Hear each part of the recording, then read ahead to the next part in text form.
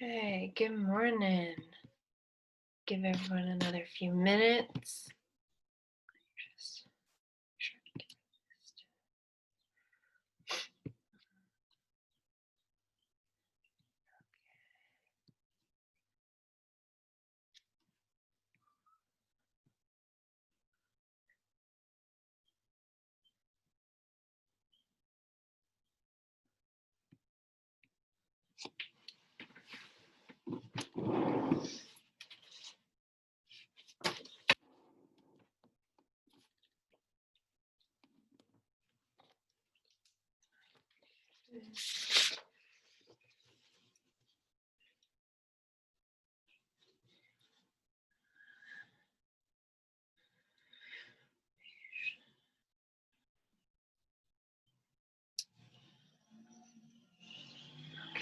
If you guys want to put your name in the chat as an attendance, that would be great.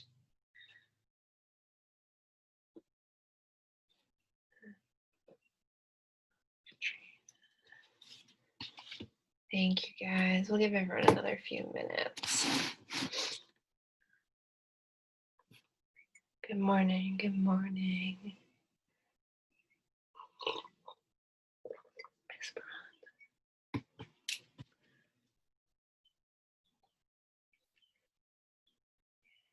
Good morning, guys.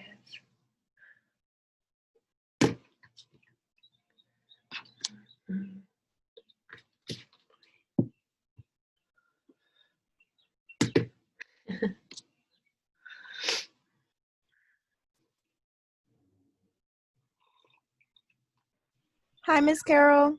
Hi, good morning. Good morning. How are you? Okay, how are you doing? I'm good. Yeah. Do you have any questions or are you just saying hi? Just saying hi. I appreciate that. Good morning.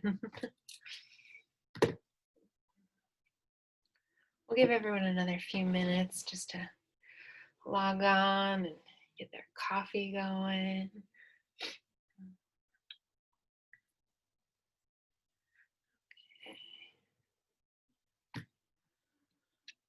Good morning.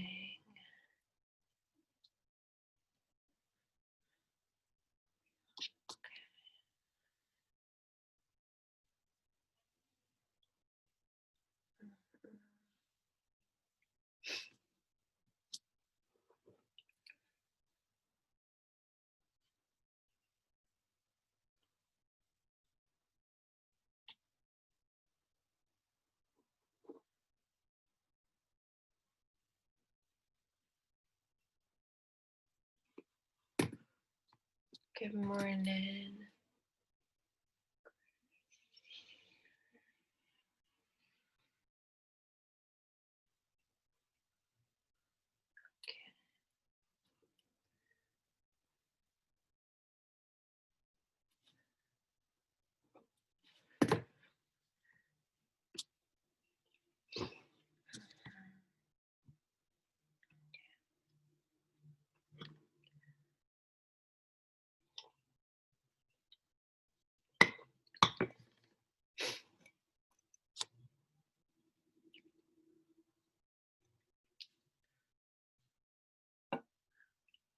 Okay, good morning, everybody. We're going to get started. So last week we focused on the microanatomy of our bones, right? We zoomed in, we talked about our two major types of bone tissue, spongy bone and compact bone. Remember that spongy bone, often called trabecular bone, is what we find inside of our bones. It's got lots of air pockets, lots of room, lots of space. And on the outside of our bones, we have compact bone, otherwise known as cortical bone, and this is the harder, more protective surface. We also talked about some of the major cells in our bones. We talked about osteoblasts, which build our bones, osteoclasts, which destroy our bones, and osteocytes, which are those mature bone cells that have fully developed.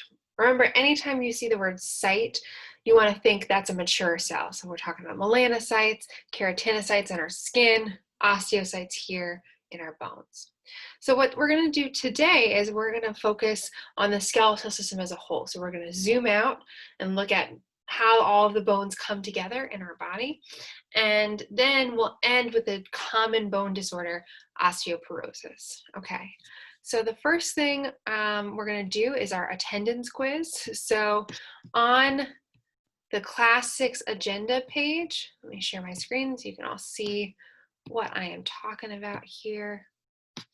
Great, so on the Class 6 agenda page, you want to click on the Class 6 attendance quiz. So how you get here again is if we're on the home page, we scroll down to Module 3. I have to scroll up, I over scrolled. Here we go, Module 3, the skeletal system, and we are here in Class 6. So you click on the Class 6 agenda. And for the attendance quiz, I want you to tell me what osteoblasts do. What do osteoblasts do? I just said it.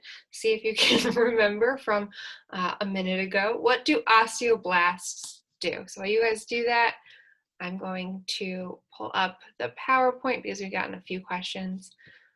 And again, for those of you just coming on now, please put your name in the chat. That way when I save the chat, I have a little attendance record. Okay, so Class 6 attendance quiz. What do osteoblasts, with a B, what do they do?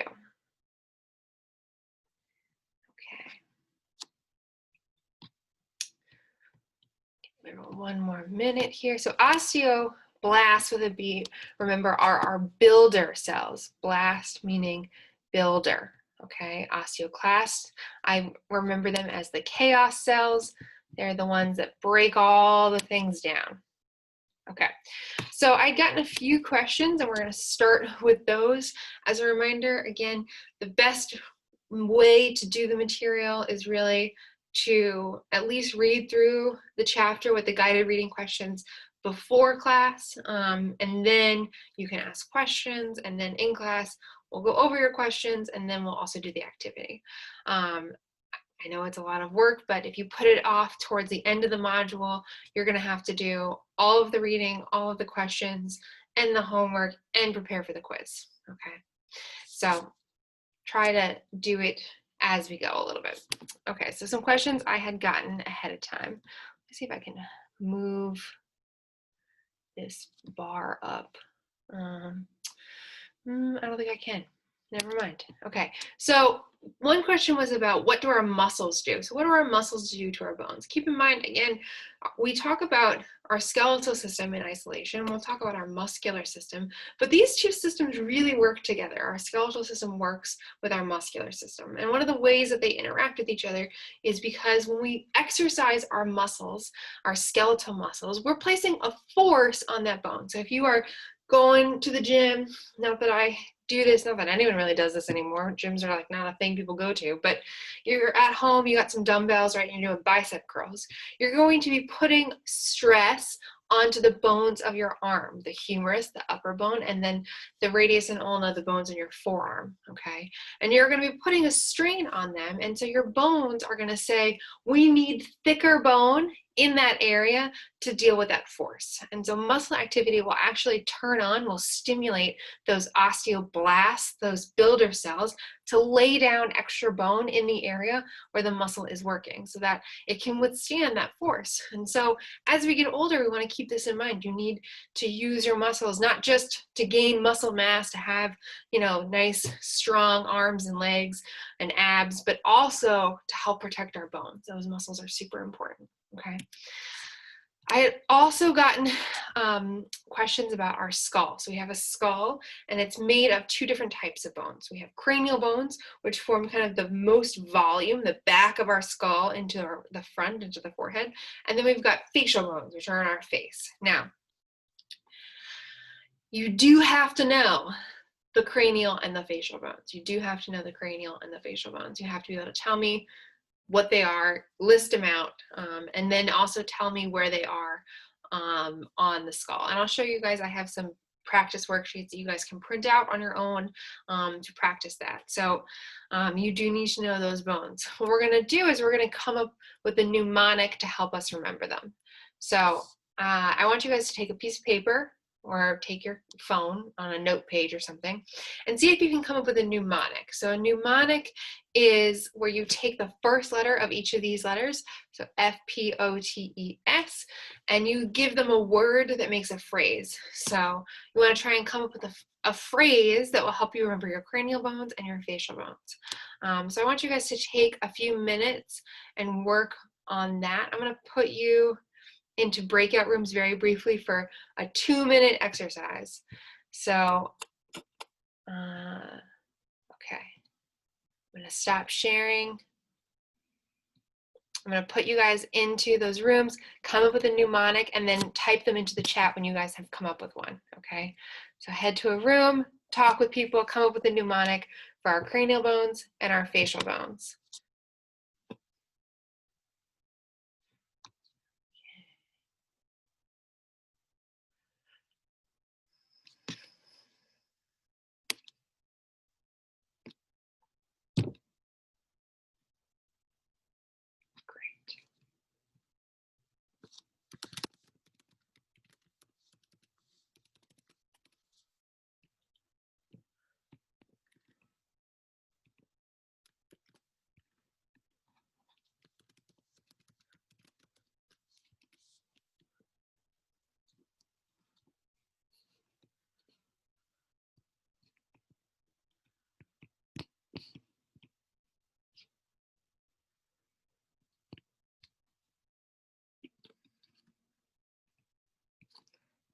Okay, so we're coming up with some mnemonics.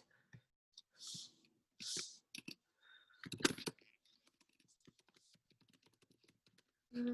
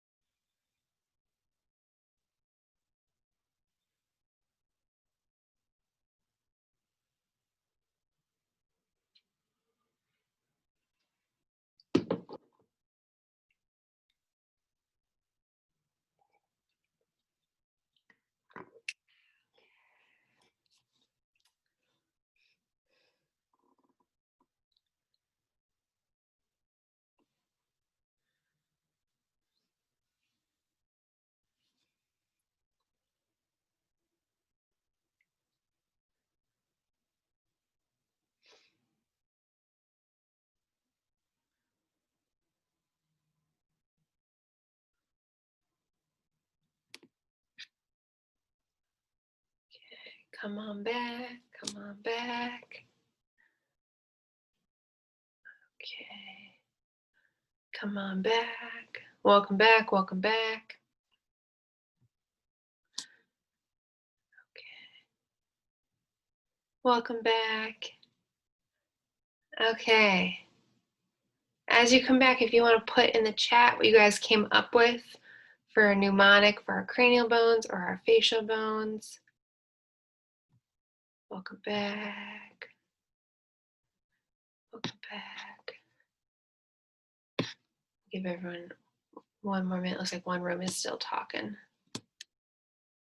Okay, for those of you guys back, you want to type it in the chat. Let's see what we got here.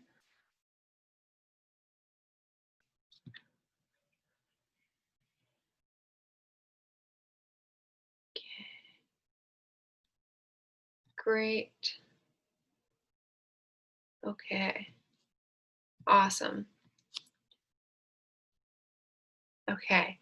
So, anyone want to tell me? You can either unmute yourself and talk or put it in the chat what you guys came up with. We'll start with our cranial bones. Anyone come up with one? No. Okay. So, let's see if anyone's typing, we'll give them a minute. I'll switch back over to the PowerPoint here. Okay, so make sure I have the chat open. So the ones that I have seen before to help you guys remember our cranial and our facial bones. So our cranial bones, my mouth's palate never liked zucchini in vinegar. My mouth's palate never liked, oh, that's for facial bones. 5 people over there eat steak. Awesome. Thank you, Greg. 5 people over there eat steak. Fun people over try every summer. That's true. People sometimes go all out in the summer. So you can mix up the order of the letters. So we have Ethan's fried Spanish pasta tempted Octavia. That's a fun one. And then again, for the facial bones, I have my mouth's palate never liked zucchini in vinegar. Whatever works. Now, for some people, they find that these phrases like really stick in their head and they really help. And other people are like, this is a waste of my time. If you're in the waste of my time group, that's okay. I'm just trying to give you some tools to help you because I know that this is like a block of information that some people have trouble with. And so we want to try and approach a problem from multiple angles, right? Okay, so we talked about our cranial bones, we talked about our facial bones. The other bone that I had gotten a question about was our mandibles. Everyone touch your mandible. I can't see you because you're, far, far away. Most of you have your video off. But everyone touch your mandible. Your mandible is your jawbone. And what is interesting about your mandible is that it is the only movable bone in your body. So everyone move your mandible. Awesome. The only movable, bone in your skull, not in your body. I take that back. The only movable bone in your skull. So the other bones in your skull meet at sutures, at really fibrous joints, so they're very tightly held together. But your skull has one movable bone, and that is your mandible. So it allows you to talk. So that's a key bone. So we came up with mnemonics for our cranial bones, for our facial bones. Someone had a question about the thoracic cage. What is this thoracic cage? The thoracic cage protects some of the most important organs in your body. It protects your lungs and your heart. And so you've got your sternum here in the middle. Everyone touch your sternum. Your sternum kind of looks like a tie, and it goes where ties go. And then attached to your sternum, you have your ribs. And you have true ribs, which attach or articulate directly with the sternum via some costal cartilage, costal meaning ribs. And we've already talked about cartilage. And then you've got false ribs, which attach indirectly and end with 2 pairs of floating ribs. And then in the back, you've got thoracic vertebrae. And so this forms a cage around these protective organs. Okay, let's talk about our hands. Now, the good news is I'm not going to make you memorize the names of all of the bones in your foot. I'm just going to ask that you know the 3 groups of bones in your feet. However, I am going to ask you know all of the bones of your hand. 2 of those groups are pretty easy, so we'll start with the easier ones. Everyone move your phalanges. Move your phalanges. Your phalanges are your fingers. And these ones are named based on where they are. So if you look at your finger, if you look at your pointer finger, everyone hold up your pointer finger, you can clearly see that there are 3 bones in your pointer finger. And they're named based on their position. Everyone touch the distal part of your pointer finger, the distal part, and then you have a middle part, touch the middle part, and the proximal part. Everyone touch distal, middle, proximal, distal, middle, proximal. Pretty simple, right? We also give them a number. We start with our thumbs as number 1. Everyone hold up number 1, and then number 2, and then hold up 1, 2, 3. 1, 2, 3, 4 is kind of hard to do. 1, 2, 3, 4, 5. So we name them starting with our thumb. The trick for the thumbs is everyone look at your thumbs, hold your thumbs. Your thumbs only have 2 bones. So they only have the distal and the proximal. They don't have a middle. And you can see that when you look at your thumbs, they're short, okay? So we have our phalanges on the outside. We have our metacarpals, which make up our hands. Everyone make a fist. Look at the top knuckles. This is the heads of your metacarpals form these knuckles. This knuckle joint right here is your metacarpal phalangeal joint, your MCP. So everyone make a fist, heads of your metacarpal. The bones themselves make up the palm of your hands. Everyone touch your metacarpals. Wiggle your phalanges, touch your metacarpals. Awesome. The tricky one are the carpals. I apologize. I didn't give them these names. They're weird words, and some of them are weird similar words that people often mix up. So let's think of a way that we can memorize it. So there are 2 rows of carpals, and the side that starts with the S and the T, this is starting at our thumb. So we can imagine the thumb coming right here off of this ST, and then our pinky finger coming off of the HP. So look at your hands. How are we going to remember where to orient them? If you take your hands and you expand them out, so stretch out your fingers, what you should see is a little box, a little indentation at the base of your thumb. Now, for the skeletal system, this is where it helps to be a bony person. If you're not a bony person, you might want to look at a bony friend. But if you are a bony person, congratulations, you can see the bones in your body more. I also have incredibly large hands, and so it's easier to see. So we stretch out our hands, we get a little indentation, a little box at the base of our thumb. And this is a drug reference. This is called our snuff box. And if you ever get pain at the base of your thumb, they really do call it snuff box tenderness, the pain here at the base of your thumb. It's related in part to carpal tunnel syndrome, which is where the nerve in your hand kind of gets stuck and your fingers can go numb. You get this from typing too much, so this is why you want to make sure you stretch out your hands when you're on a computer all day. But either way, so we start here. The snuff box, this is where our scaphoid bone is. This is where the S is in this mnemonic. So we start with an S. And the mnemonic I always use to help me remember this is some lovers try positions, this is the base, that they can't handle on the top. So if we start here at the base of our thumb with S and we move towards the pinky, some lovers try positions, and then we go back up, that they can't handle. Hopefully that'll stick in your head a little bit. It does for me. And so if I'm asking you to create a mnemonic, the reason we're doing that, right, is because you're going to see a question about it on the quiz. Like a spoiler alert. You're going to see a question either with a picture of a hand, what is this bone, what is this bone, etc., or a list of bones and it says, which of these is a carpal bone, or which of these is not a carpal bone. And same thing with our cranial and facial bones. A picture of a skull, what is this bone, what is this bone, or a list of bones, which of these is not a cranial bone, which of these is a cranial bone, that sort of thing, okay? So we're creating mnemonics so that we can be prepared. Okay, the next thing I want to show you guys, we're going to go back to our little class agenda here. So on the class 6 agenda, I created for you guys a Google folder. Now, please just download these Google Slides. Please do not edit them because they're shared with everybody, and then things get weird. So we click on here. Again, you have to be on your UNCP account in order to access them. So I created for you guys 3 slides, 3 worksheets that you guys can download to your computer and use to help you study. The first is skull labels. So what this one is blank pictures with a word bank of your skull, right, from a frontal view, and then the answers from the frontal view, and then the lateral view, blank and with answers. So the best thing you could do, print this out, print out the blank ones, check in with the answer key, and help you practice labeling those skulls, okay? We also have one here for bones of the hand. Again, I put little boxes over the words so you can't quite see them, so you can print it out and practice, and then on the next page, check your work, okay? Let's look at the skeleton. So we're gonna briefly go through the skeleton. And what I want you guys to do, and again, most people don't have their video on, so I can't really see that you're doing this, but I'm gonna trust that you are. What I want you guys to do is we're gonna play like Simon Says. So I'm gonna tell you a bone, and I want you on your body to actually touch that bone. We're gonna start at the top, okay?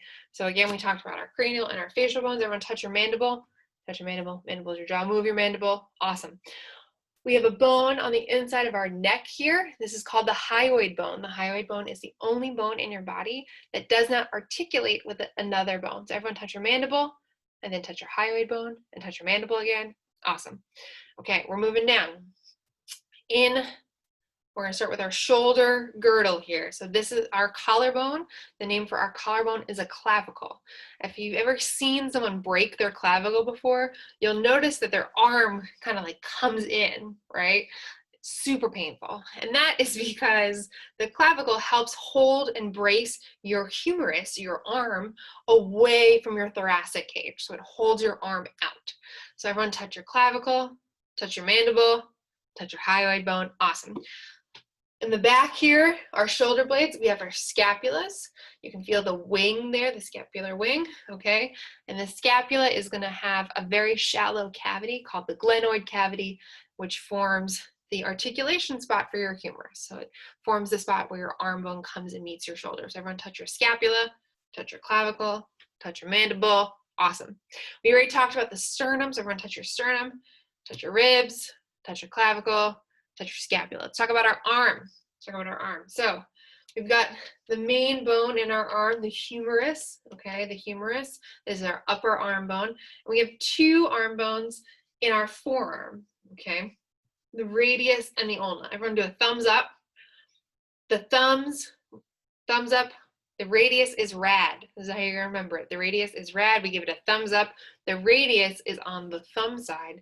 The ulna is on the inside. It's the more medial bone. Remember, we're in anatomical position, so our palms are facing out. So in the anatomical position, our ulna is going to be more medial. Our radius is lateral. It's thumb side. Radius is rad. So everyone touch your radius, touch your ulna, touch your sternum, touch your scapula, touch your humerus, touch your clavicle. Awesome. Okay, let's move down. Running along our back, we have our vertebrae. We have different classes of vertebrae. At the top, we've got our cervical vertebrae, and then we've got our thoracic vertebrae behind our thoracic cage. The base of our back, we have our lumbar vertebrae, and then into our butt, we've got our sacrum and the coccyx bone. So everyone touch your lumbar spine, touch your thoracic spine, touch your cervical spine. Awesome. The main function of our vertebrae is not only to hold up our body position and our body posture, but to protect our spinal cord, which is where they've got little holes running through them, okay? Let's talk about our hips. We have a scientific name for our hips. You can't just call them hips. We call them coxal bones. Don't mix up coxal with coccyx. Coxal, hips. Coccyx is the little teeny tailbone in your butt, okay? Everyone put your hands on your coxal bones. Great. Touch your humerus, touch your radius, touch your mandible, touch your hyoid bone. Awesome. Awesome. So our coxal bones have a much deeper cavity for our femur than our scapula does for our humerus. And this is why, in part, it's a lot easier to dislocate your shoulder than it is to dislocate your hips. The cavity is just way too deep, okay? We call that big bone, the strongest, biggest bone in our body, the femur. This is in your thighs. Everyone touch your femur. Great. Our kneecaps, we call our patella. Everyone touch your patellas. And then in our lower leg, we've got two bones. The big bone, the major bone in your lower leg is your tibia. This forms your shin. Everyone touch your tibia. And then the side bone is your fibula. Now, sometimes on tests, I will see people kind of give me Frankenstein words where they'll mix them up. And instead of saying tibia and fibula, they'll say fibia and tibula. That is wrong. Those are made up words. Those words don't exist. Don't be that person. Okay, so everyone touch your tibia, touch your fibula. Awesome. We've reached the end of the line. We're talking about our feet. We've got three types of bones in our feet. Our toes are also called phalanges. We have phalanges of the feet. We've got phalanges of the hands. Everyone touch your phalanges. Great. And then forming the sole of our foot is our metatarsals. And forming the heel into ankle area are our tarsals. So everyone touch your tarsals, touch your metatarsals. Awesome. Touch your femur, touch your humerus, touch your sternum, touch your clavicle, touch your mandible. Awesome. I know it's a lot of bones. Best thing you could do is to keep playing Simon Says with yourself, with a friend, right? You want to make flashcards. You want to print out that skeleton, see if you can put all those bones in place, okay? In the PowerPoint and in the videos, I go over some of the important bone landmarks. Don't stress too much about the bony landmarks. You'll only see 1 or 2 questions about the landmarks. The rest of the questions will be about the bones themselves. And so you really want to focus your attention for Monday's quiz on the bones themselves. What are they called and where are they and what do they do? So we're thinking name, we're thinking location, we're thinking function, okay? The sooner you can start studying for that, the better. So you want to make those flashcards, print out those worksheets, etc. Okay. The last thing we're going to do today is we're going to talk about osteoporosis. And osteoporosis is a really common disorder, especially in postmenopausal women, in older women. So if you're on the Class 6 agenda, we have case study here about osteoporosis. And we're just going to think about this first question together, and then we'll work on the second page. So the first page starts with this prompt. So I've always been told that calcium is important for strong, healthy bones. My mom says that as long as I drink milk, I won't develop osteoporosis. Is this correct? And is there anything else I can do to protect myself? So we've talked about already what are some important things for bone health and how it's not just calcium, but it's also using our muscles, right? And so we need to have muscle activity and exercise be a part of that healthy lifestyle as we move forward. So bones are more complicated than just drink a glass of milk every day, right? Okay, so what I want you guys to do is on a separate document, and you're going to submit this as your Class 6 assignment. I want you to work on questions 1 through 4. So we're not going to get to risk factors, we're not going to get to signs and symptoms. So I want you guys to work on reading through this first paragraph about Marissa and her grandmother who has osteoporosis. And I want you to type up your answers for questions 1 through 4. I'm going to put you guys in breakout rooms in case you want to talk about it with someone, but everyone needs to submit their own document, and that is going to be your Class 6 assignment. And we'll come back together at 9:45 and we'll answer and talk about these questions. So let me put you guys back into rooms so you guys can talk about them as you type them up. Again, everyone needs to submit their own document.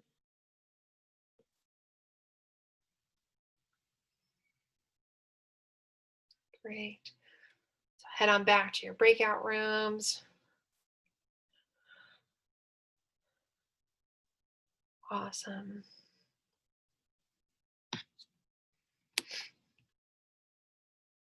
Greg, Kiana, are you okay?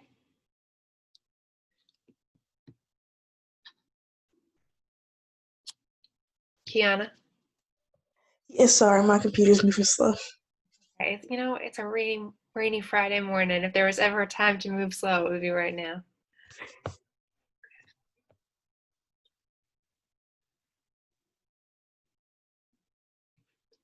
Sweet. Okay, we'll resume the recording. Then let's close those rooms. Almost. Okay.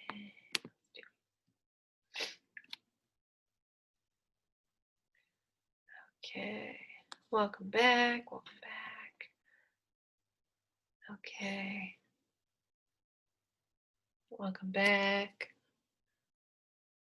Just let everyone come on back and then we will talk about it. Okay. Closing it. Okay. Come on back. Welcome back. Okay. Awesome. So let's talk about the case study. So I'm going to share my screen again so we have those answers, or those questions rather. And make this, pull up the chat. So again, if you have questions, please put them in the chat. So let's go over these questions about osteoporosis. Okay, so osteoporosis is one of the most common bone disorders, again, especially in women who are postmenopausal, so after they've gone through menopause. And that's because estrogen has a really important protective role for our bones as women. And so let's think about bone physiology for a second. So again, we have two different types of bone tissue. We've got spongy bone and cortical bone.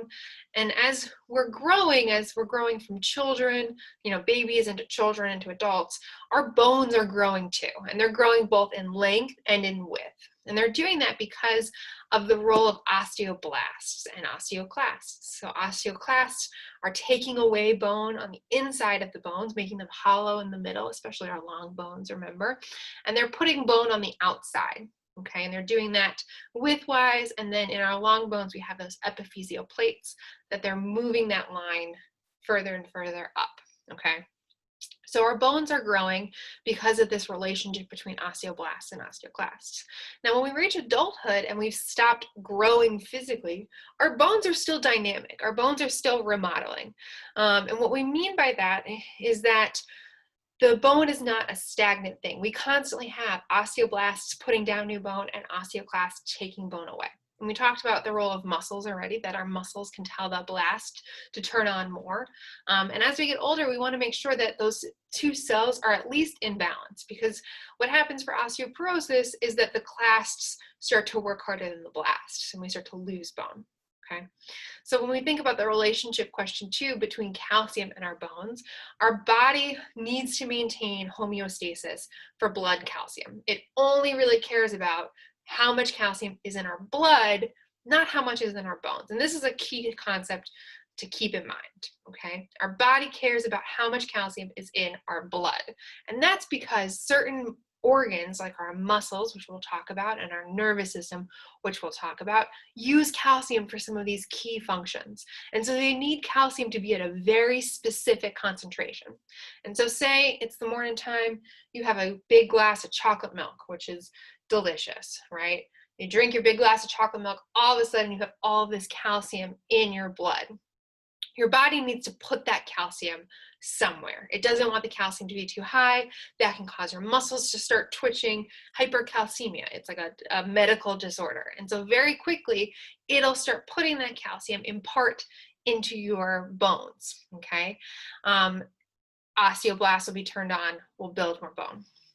Now, calcium starts to drop, then we're going to have a problem. And so our bodies will remove some of that calcium from our bones. Okay, so we need calcium. They give our bones a strength. Question 3 asks, how do we control that? So we control that through the work of hormones. When your blood calcium falls, it's been a long time since you've had any calcium in your diet, right?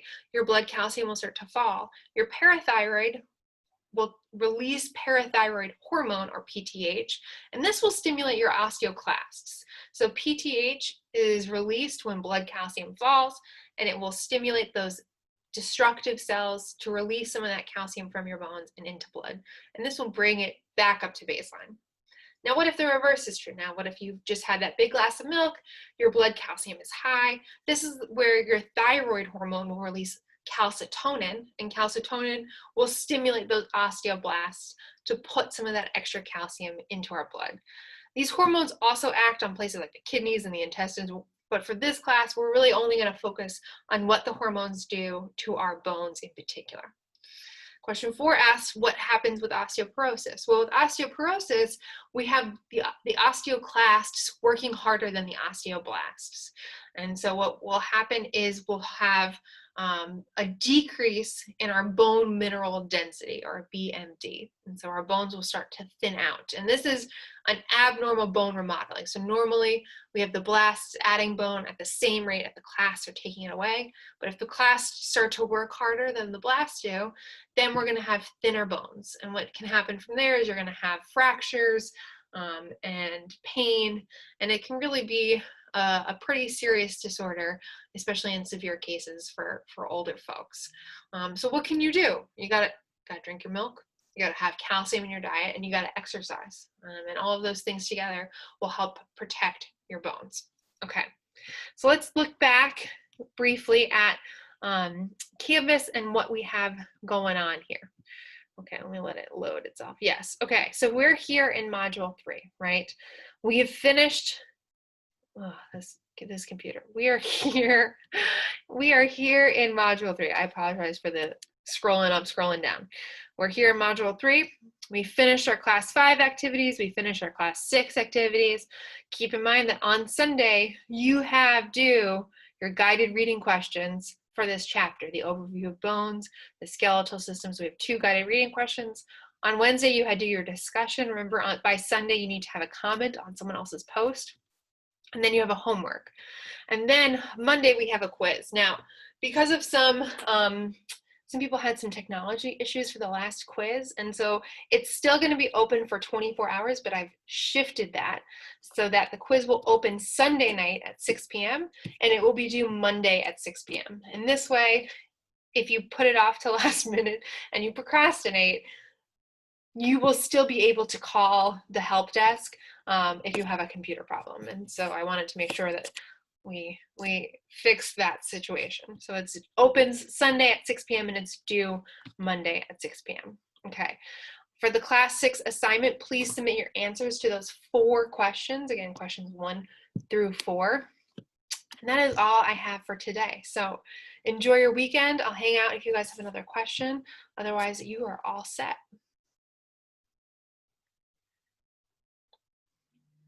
Bye. Have a safe weekend. Thank you. You too. See you, Dr. Carol. Hi, Julian. Enjoy your weekend. You too. I will.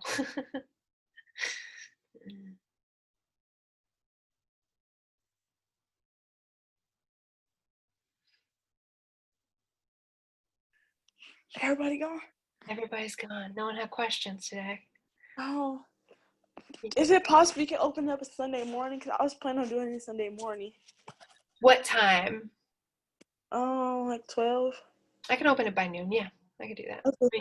Let me write myself a note. Can you do me a favor, actually? Could you email me and ask me that? Because my email becomes like my to-do list, and otherwise I forget. Well, email or a Canvas email. Either one. Either All one. right, I got you. I'll do it I got class right now. My Okay. next class. So I'll do it when I get home. Sounds good. Enjoy your class. Thank you. Bye.